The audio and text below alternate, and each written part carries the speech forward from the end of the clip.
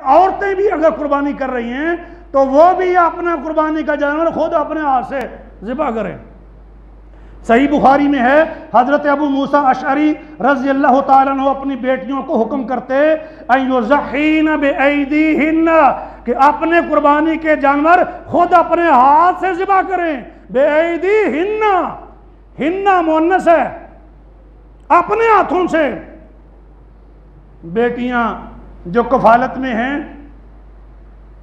या शादी भी हो गई है तो बेटियों को हुक्म किया जा रहा है कि अपने जानवर खुद करो। बाप अपनी बेटियों को कह रहा है आप अपनी ये कुर्बानियां कर रही हैं तो खुद ज़िबा करें, और वो करती थी।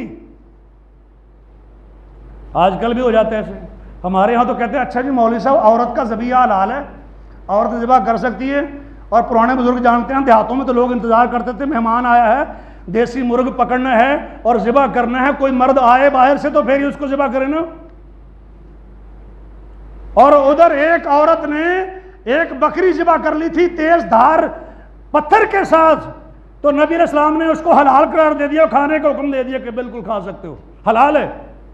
भाई क्या है, अहले किताब का ज़बिया हलाल है और मुसलमान किस तरह की जाहिराना बातें लोग करते हैं। तो दीन जब नहीं सीखेंगे तो ज़ाहिर इस तरह की बातें पर चलती रहेंगी और मशहूर भी होंगी।